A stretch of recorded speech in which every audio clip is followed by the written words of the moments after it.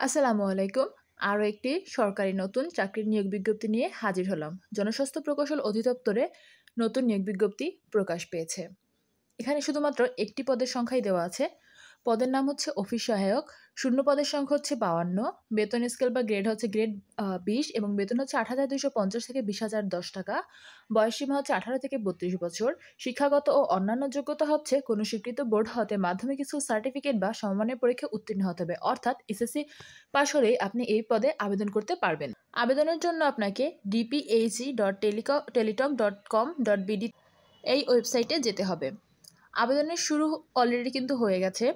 ২৯/১/২০২৫ অর্থাৎ জানুয়ারি মাসের ২৯ তারিখে আবেদন শুরু হয়ে গেছে এবং শেষ হবে ফেব্রুয়ারি মাসের ২৭ তারিখ। তাই আপনারা যারা আবেদন করেননি এখনও করে ফেলবেন।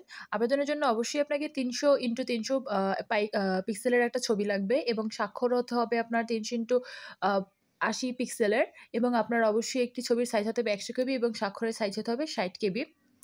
এবং এখানে আপনার কিভাবে কি এপ্লাই করবেন সবকিছু দেওয়া আছে। আপনি চাইলে নিজের ফোন থেকে ঘরে বসে এপ্লাই করতে পারেন।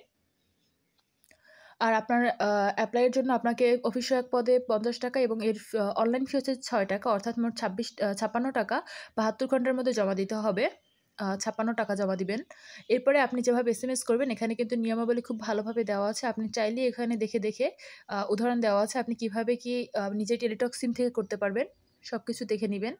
তো আপনি চাইলে নিজেই ঘরে বসে এপ্লাই করতে পারেন। আপনার একটা টেলিটক সিম থাকলেই। আপনাকে অবশ্যই কিন্তু আবেদন করার পর এর প্রিন্ট কপি হচ্ছে আপনাকে ডাউনলোড করে আবেদনের ফর্ম ডাউনলোড করে রাখতে হবে। এই যে আপনি একটি পাসওয়ার্ড এবং পিনকোড পাবেন, সেটি দিয়ে আপনি আবার যে লগইন করে যেকোনো সময় দেখতে পারেন কোনো সমস্যা হয়েছে কিনা। আর হচ্ছে আপনার যদি কোনো সমস্যা হয় আবেদনে তাহলে ১২১ নম্বর অথবা এখানে দেওয়া আছে দেখবেন ইমেইলের ঠিকানা alljobs.query@teletalk.com.bd info@dphc.gov.bd এখানে মেইল করতে পারবেন আপনারা যেকোনো সমস্যা হলেই।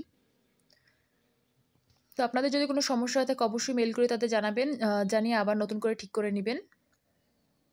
আর সময়সীমা কিন্তু আপনাদের বয়সসীমা কিছু ৩২ বছর করা হয়েছে এবং আপনাকে এখানে আবেদন করতে অবশ্যই বাংলাদেশের নাগরিক হতে হবে এবং যা আছে এখানে সবকিছু দেওয়া আছে। আর হ্যাঁ, যদি আপনাদের কারো মুক্তিযোদ্ধা সার্টিফিকেট থাকে অবশ্যই এখানে দেওয়া যা আছে সেগুলো অবশ্যই সেই হিসেবে কিন্তু আপনাদের দিতে হবে।